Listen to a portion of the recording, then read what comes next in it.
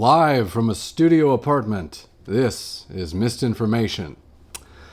Well, tonight in the news, a CNN article on the New York ISIS bombers described them as two Pennsylvania teenagers enjoying a normal day of warm weather before their lives were forever changed.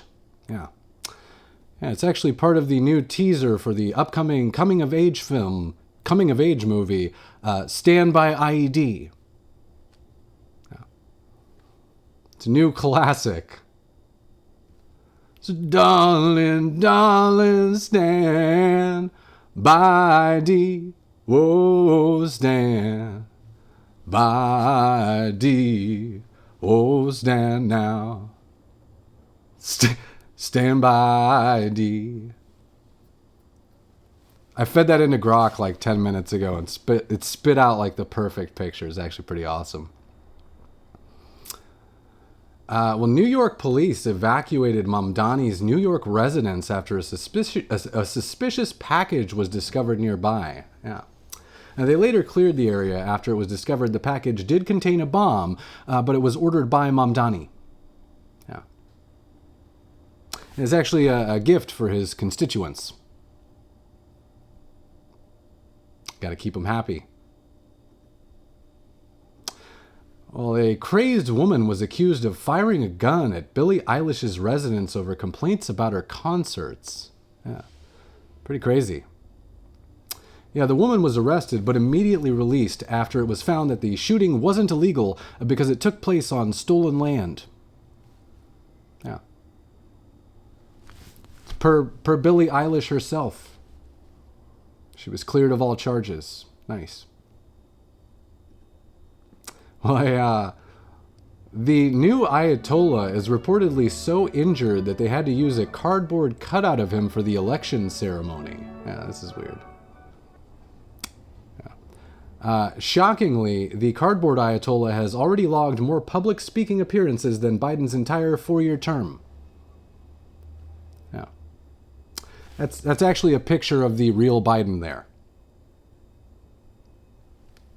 It's hard to tell the difference, I know. Them's the jokes for tonight. Now we're going to get into some news. So, I'm sitting here last night. It must have been like 3 in the morning. I had a late night. I was working on the show and stuff. I was cooking. I cooked some enchiladas, actually. I was making some enchiladas and meal prepping, basically. And I see this tweet, like right before I go to bed. On Twitter. It's from CNN. And it was like just when I thought that all of the sort of fake news headlines about the ISIS terrorists were kind of over and had died down, CNN just drops this banger. Let me pull it up here. Well, I had it up a second ago. I just bring it up here. This is, again, a picture of the article. I see this at like 3 in the morning, right? And CNN says... they're talking about the ISIS terrorists. They say this is how they describe them. This is the headline for the article, okay? They say 2 Pennsylvania teenagers crossed into New York City Saturday morning for what could have been a normal day enjoying the city during abnormally warm weather. But in less than an hour, their lives would drastically change as the pair would be arrested for throwing homemade bombs during an anti-Muslim protest outside of the mayor's home. Here's what we know so far. So terrible. I replied to this immediately because it's just one of those headlines that's so obviously bad it must be on purpose. We'll get into what's wrong with it in a second. But it just made me think. I was like, here, let me pull it up. Where's the Twitter? I'll pull up the chat too. Give me a sec. What's up, chat? What's up, TikTok, if you're there? This is the Twitter here. Sorry, I gotta link it real quick. Let's do this. There we go. Nope. Don't want that. Here's what we want. Okay, perfect. Here it is here. So it just made me think that they were doing it for clickbait. I mean, that's the only thing that I could think of. I was like, so I replied to them immediately. I was going to punk them, but then I was like, this is so obviously bad. Here, one sec. Can we get that to work on the right one?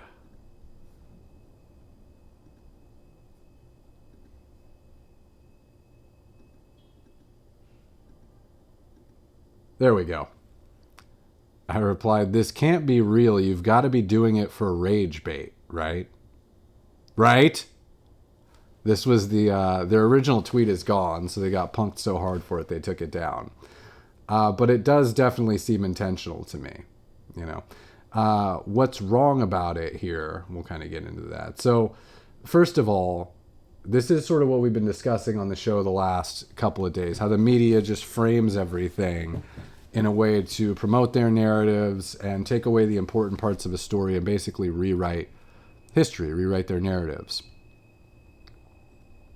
So in this one, they make it sound, so they're using a very passive tense almost, I want to say, in their description of the terrorists, right? It's almost like, it reminds me of that, there was that incident, and I think it was maybe Austin, I'm not sure the city, where there was the guy, a terrorist, who drove his car into, I think it was a Christmas parade, actually, right? And there was an article afterwards that described it as like a car drove into a group of protesters or into a parade, right? So it made it sound like the car had committed the act of terrorism. And similarly, in this one, they make it sound like these were just kids enjoying a normal, abnormally warm weather day. In less than an hour, their lives would drastically change as the pair would be arrested. So they're making it sound like this is something that happened to them, as opposed to a premeditated act of terror that they committed, right? And again, even the first paragraph, 2 Pennsylvania teenagers cross into New York City for what could have been a normal day, enjoying the avenue, blah, blah, blah. They make it sound like they don't know what's coming, right? When clearly these guys had purchased bomb materials, made bombs in some type of a storage unit, planned this in advance, and were 100% guilty of committing a terrorist act, right? So everybody's punking them. Here's an example. Here's somebody on on Twitter says, 19 flight enthusiasts went to airports one Tuesday morning for what could have been a normal workday, but in less than an hour. Of course, they're talking about the 9/11 attackers. This tweet is terribly underrated. I like it a lot, but you get the idea. And there's like a million of these. Here was somebody else commenting on it in a funny way. So, who is this? Melissa Chen. I guess the New York Times released an article too, which was also bad, where in the headline they say, 2 young men, a high school senior and a recent graduate, both from Philadelphia suburbs, were charged over the weekend with trying to detonate homemade bombs outside Zohan Mamdani's residence. Were charged. And it says, here's what she's pointing out. It's down here, it's got, who are the men accused of bringing homemade bombs to Gracie Mansion? She says, accused of bringing a bomb. Bro is literally holding a Looney Tunes ass bomb with a lit fuse and it's smoking. Which is a good thing to point out. He's accused of bringing a bomb. You can see it's a pretty good accusation from that picture. By the way, if you're just joining us on YouTube, if we fast forward in time, I'm not actually live on YouTube tonight. I'm pre-recording the show. I'm doing it live right now on a couple of secret channels. But I'm going to set it as like a live premiere so that I can take a nap later. Because that's what I want to do with my night. I want to take a nap at 9 p.m. Okay, and then we'll get into that in a second. So here's the deal, right? We've got all these instances over the last couple of days of news organizations writing what are clearly false, misleading headlines. So I was trying to think, what are the reasons that a news organization would do that? What is the motive behind it? And there are 4 primary reasons that I came up with. I'm going to kind of break them down here for you. So reasons for the false headlines.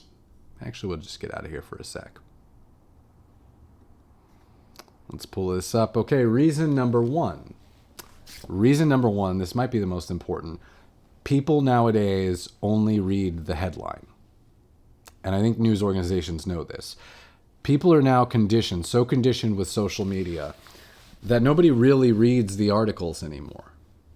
It was already tough to read the articles, if I'm being honest, back in the day. But now people just tend to skim the headlines. So it doesn't really matter what's in the article. As long as the headline conveys the message that you want to convey, you've really nailed it, right? So what a lot of these places will do is they'll have an article which is accurate and accurately describes the events, but the headline will be something completely different. It'll be from like opposites worlds, completely misleading, right? So that they can get the misleading news stories across to their supporters who aren't going to read the articles, and the message is conveyed, and they can still fall back on, well, the article was accurate, it was just the headline, right? And I think that this is a good probability. That's primarily why they do this, is because they know people are just going to read the headlines. And so they are organized. They are like an organized propaganda apparatus which releases these fake headlines to shape their narrative. Number 2, and this pertains back to my response to the CNN article last night, right? Clickbait. So I hadn't thought of this potential reason until the other night, but it is possible that news organizations actually know what they're doing, and that part of the reason for putting these sort of rage-inducing headlines online is because they are rage bait. You got all these old media organizations that don't know how to function in a society with X online and with independent media basically taking their business away from them, right? They have to find a way to drive clicks from X to their websites, right? They have to do it. So one of the ways that you can do it, they might have just learned this through trial and error, right? Is to create a rage bait headline that is going to draw controversy, right? Because when you do that, now you get the right coming out and retweeting the article, reposting it, talking shit about it, explaining why it's all wrong and what's horrible about it. That actually gets you more views, right? So part of their motivation could simply be monetary, which is what I responded to CNN the other night. I go, it just suddenly occurred to me they might just be doing this for the money. And so I said, this can't be real. You got to be doing it for rage bait, right? Right?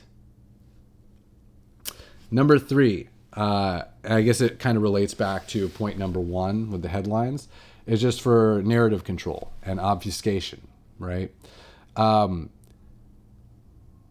you don't like the narrative that there was an ISIS-linked terrorist attack against American protesters in New York City, if you don't like that narrative, which most leftist news organizations don't want to promote, you could shift the articles slightly, the headlines slightly, to say that it was a terror attack near the mayor's house, which is what many of them have done, right?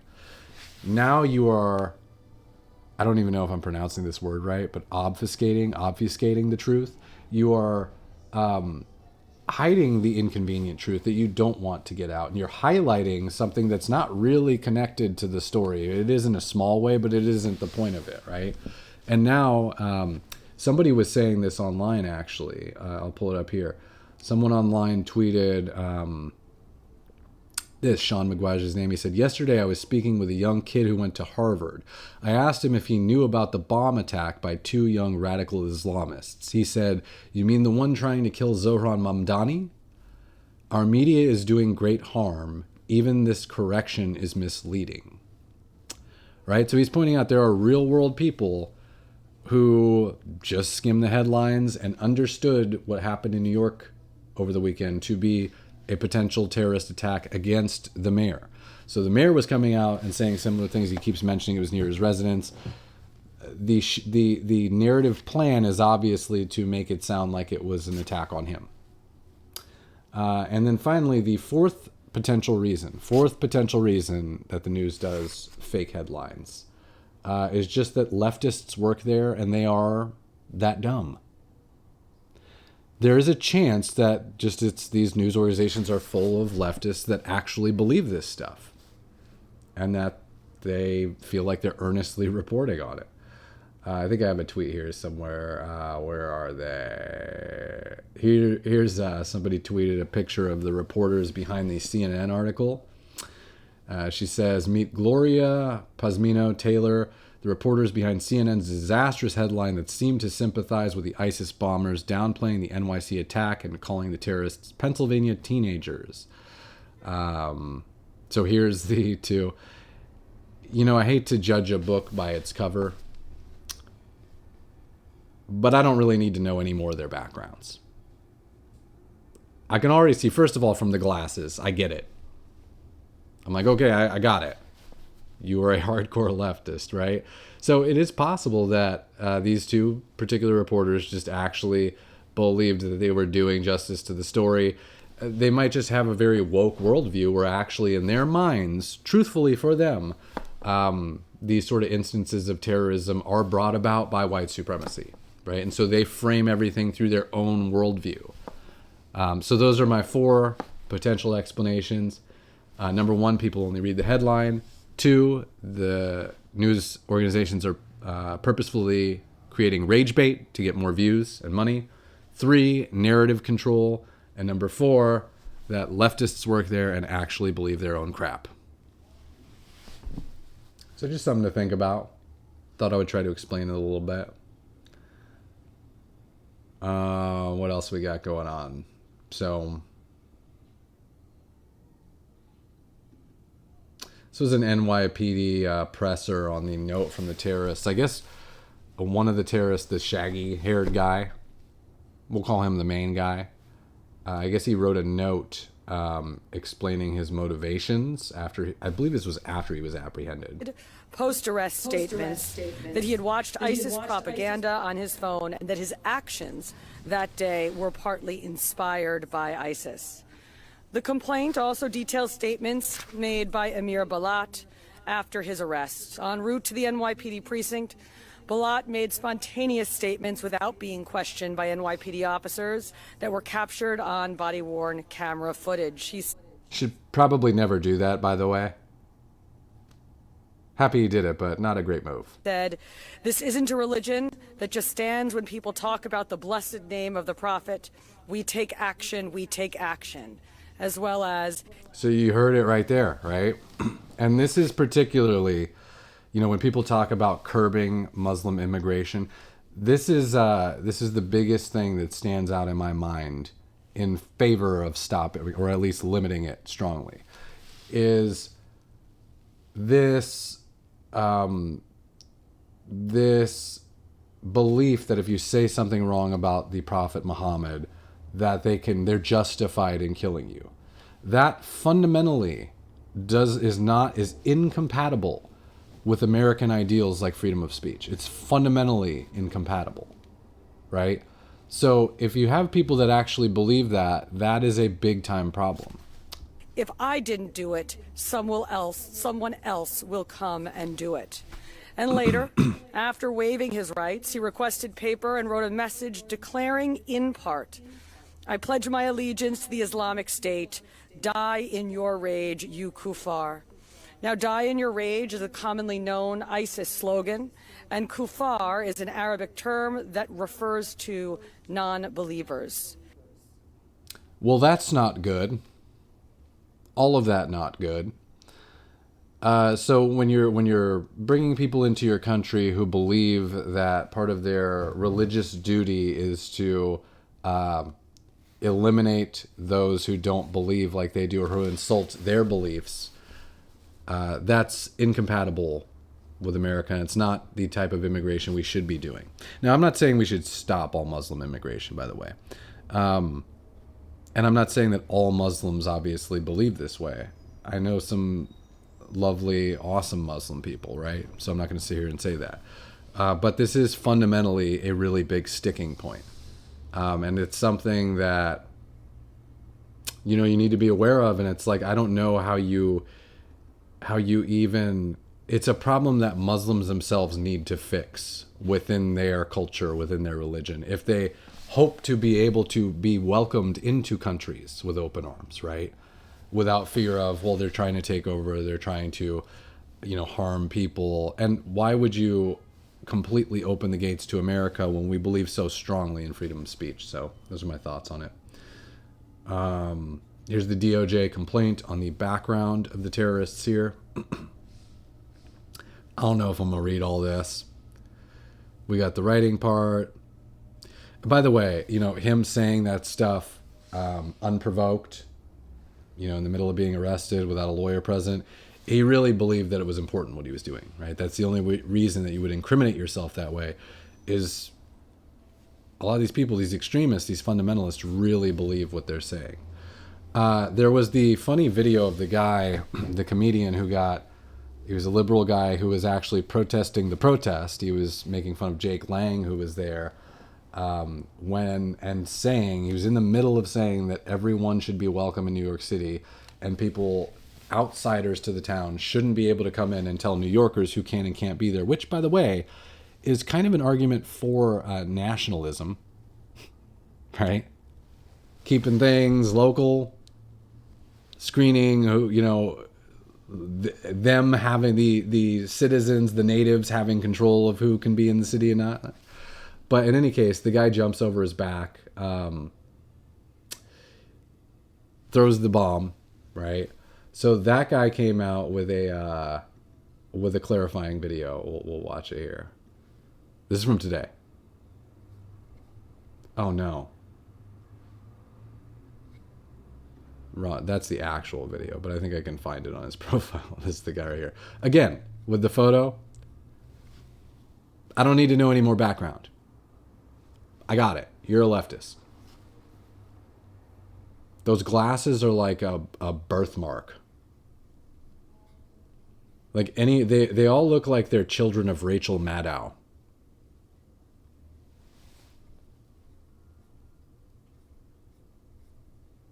Oh my God, where's his video? He had a great video today.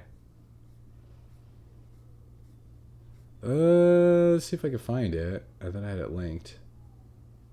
Clarifying maybe here.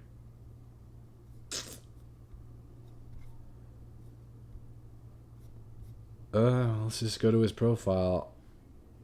Let's see. This guy's doing a lot of tweets today.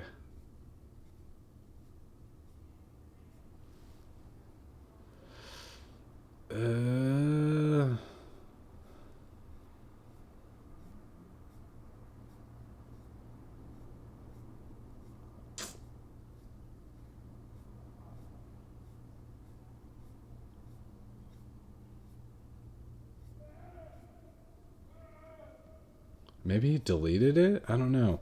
It was a good video, though. He was basically clarifying, essentially, standing by what he said. And he was saying that I don't know where it's at. He was saying that basically he, here? America. Oh, maybe it's actually, that's why. It just starts off with the other video, this bastard. Okay, well, we'll play it here. You don't get to come from outside and then tell everyone else. That's me in the video getting a bomb thrown over my head. Let me just give you some context for what was happening. So this was at a rally hosted by white supremacist Jake Lang. He's a domestic terrorist from January 6th, pardoned by Donald Trump. He was holding an anti-Muslim rally when this guy jumped over me and committed an act of terrorism. That sounds confusing. Let me start. Yeah, I'm confused as to why you consider Jake Lang a domestic terrorist when you literally had an example of a terrorist throwing an actual bomb over your head. He's actually pointed out a really good way to differentiate between fake terrorists and real terrorists, and that would be the bombs.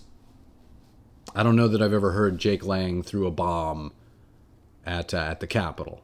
Over. So Jake Lang was holding the rally. He's known for three things: being a domestic terrorist from January 6th, pardoned by Donald Trump, losing to the letter S, and, as we found out today, grooming 15-year-old girls. Jake Lang was holding this rally saying things like this. America is a white Christian country. If you're saying America is for white Christian men, you're a white supremacist. Now, I really want to be clear that I made a huge mistake in not taking cover after this explosive device was thrown. If you're at a public event and someone throws what looks like an explosive device, you're not a wimp for taking cover.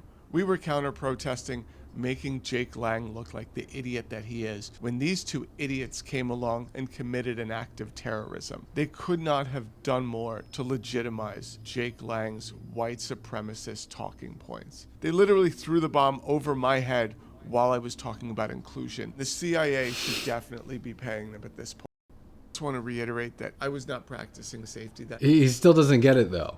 That's the funny part. They did pretty much create a poster for exactly his talking points, but he still believes that it was somehow incorrect. Like, he has a real world example of the dangers of unchecked immigration, of unchecked Islamism in the United States. I may have made up a word there, right? And which is Jake Lang's point, by the way. That's not necessarily my view, but just that is Jake Lang's point. And he's seen an example of that, right? These two people literally did not fit in with American culture and American values. They're trying to murder someone for freedom of speech. This guy obviously doesn't like it. He's not trying to murder the guy. These two are proving the protester's point, right? But he still doesn't get it. So no lessons learned. And they will continue to offer free backshots to terrorists. The liberals will. Okay, let's kind of move on from this stuff. Is anybody out there? I know it's kind of early tonight. I'm streaming a little bit early. But,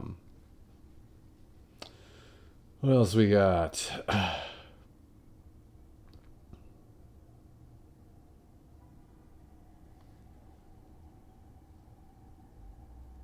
So let's talk about Iran a little bit. Iran, a couple big things from today. So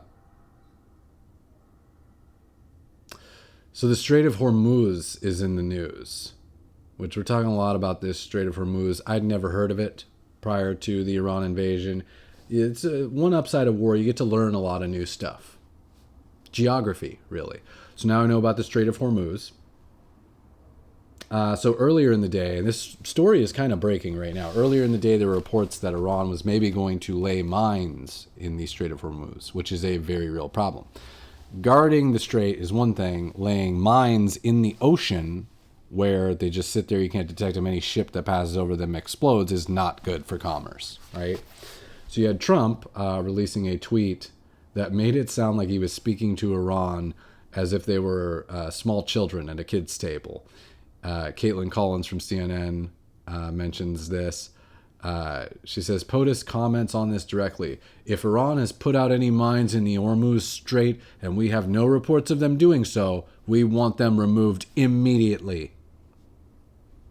You go to your room and you pick up your toys right now. Trump does say if they don't go back and pick up the mines where they're placed, the military consequences to Iran will be at a level never seen before. Seems like he keeps saying that, and we do in fact see levels never seen before over and over again. So this broke about an hour or two ago. I guess Iran was not joking. So CENTCOM confirmed, this is Mario Nawful on Twitter. He says, CENTCOM confirmed American forces destroyed 16 Iranian mine-laying vessels near the Strait of Hormuz today, after intelligence picked up signs that Tehran was preparing to deploy mines in the waterway. That's a nightmare scenario for everyone in the energy market. Missiles and drones can be intercepted. Mines sit silently underwater and can shut down shipping lanes for months.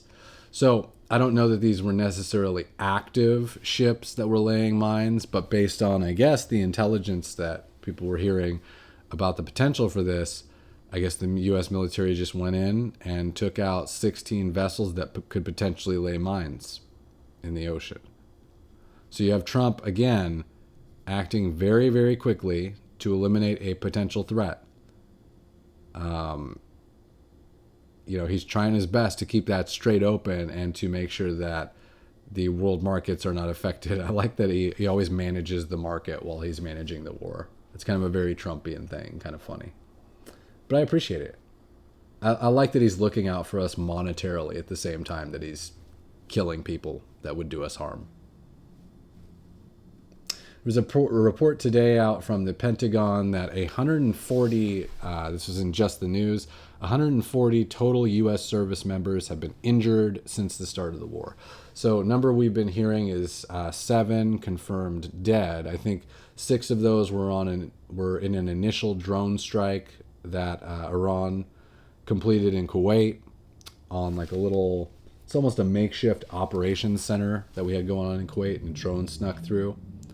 Oh, this is the wrong tweet. It's about YouTube. But in any case, 140 U.S. service members confirmed injured or wounded. So I think the big thing here is, we don't know if that means injured in combat, right? A lot of the times these are concussions that happen on base, or these are, this could include any types of injuries, operational injuries while preparing to go somewhere. So this could include anything. Apparently of that 140, 108 have since returned to duty. So we don't have exact figures on total injuries. Of course, we know there's not really any boots on the ground right now, so you wouldn't expect to see a huge number of injuries or deaths with them not being actually on the ground. What else we got? This was, by the way, a big story from today, I thought. YouTube becomes largest media company in the world. They surpassed Disney. Isn't that crazy? So Disney, I think, made something like almost $61 billion last year. YouTube made $62 billion in revenue in 2025, beating out Walt Disney Co.'s media business, which is sort of a sign of the times. You used to have Disney that, I remember when I was a kid, they'd be releasing the good movie every single year. That was like the big cartoon film that everybody would be talking about, trying to see, right? And now it's just people online. I'm on YouTube, right? I love YouTube. Full disclosure, I use it all the time. Sort of rather than watching shows on TV, I often just watch shows on YouTube because it's a way better experience. You can learn while you're doing it. You can search for exactly what you want to see, which is what I do. I like learning things, so I like watching informational videos or news shows and stuff, right? You can get that on demand with them. You can't do that with cable services at all, really, and just their whole model of actually paying the individual creators who come to the platform and create content. It's really interesting, right? That model, along with their advertising and subscriptions, which, you can get a subscription to YouTube, you don't have to see any ads. That actually has allowed them to surpass Disney this year in being the biggest media company in the world. It's pretty crazy. Okay, we're going to do some jokes. Jokes again. I think this is playing. You guys all ready? I think we need to get rid of the teleprompter, though. That's better.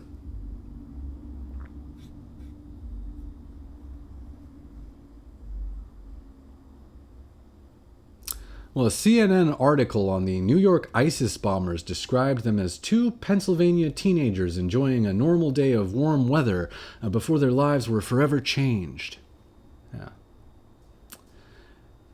Yeah, it's part of the teaser for the new coming-of-age movie, Stand By IED. So darling, darling, stand by D. Oh, stand by D. Oh, stand now. Stand by D. Stand by D. I like that one.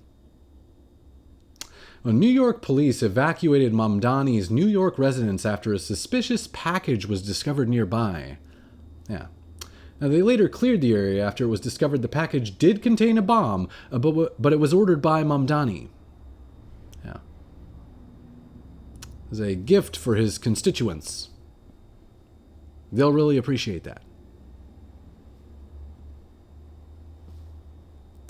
Well, a crazed woman was accused of firing a gun at Billie Eilish's residence over complaints about her concerts. Yeah, the woman was arrested but immediately released after it was found the shooting wasn't illegal because it took place on stolen land. It was released on Billie Eilish's own words.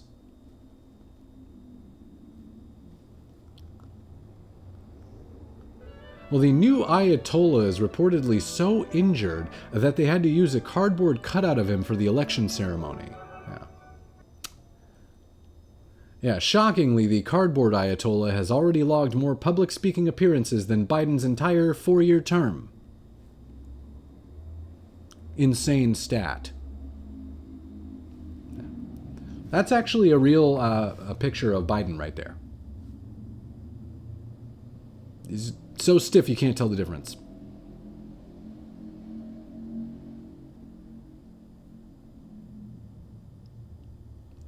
Whenever you're in trouble, won't you stand by D? Whoa, stand by D.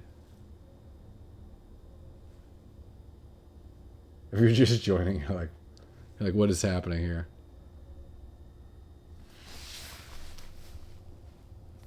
We're doing jokes. We're doing some jokes. Then I'm going to go work out and eat dinner. Whoops. Oh my God.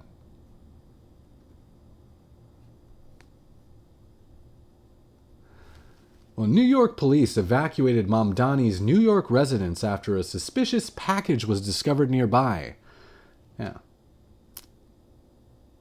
Yeah, they later cleared the area after it was discovered the package did contain a bomb, but it was ordered by Mamdani. Yeah. It was a gift for his constituents. They'll really appreciate it.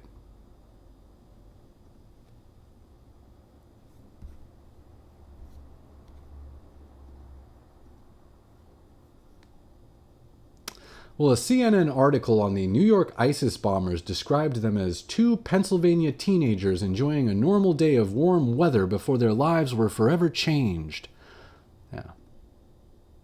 Yeah, it's part of the teaser for the new coming-of-age movie, A Stand by IED. Whenever you're in trouble, won't you stand by D? Whoa, stand by D. Whoa, stand now. Stand by D. Stand by D. Sweet. All right, guys. I think I gotta go now. That was a fun show. I stream on YouTube. I'm there Monday through Fridays, 9 p.m. Pacific Standard Time. Subscribe if you like this show. I do it sometimes on TikTok, but I also get kicked off quite frequently from there. So if you like watching it every night, definitely subscribe to the YouTube because I'm not here every night. Nor am I on X every night. So subscribe to the YouTube. That's the only one I do consistently. This will air at 9 p.m. PST tonight. All right, thanks for joining, and I hope you guys have a good rest of your night.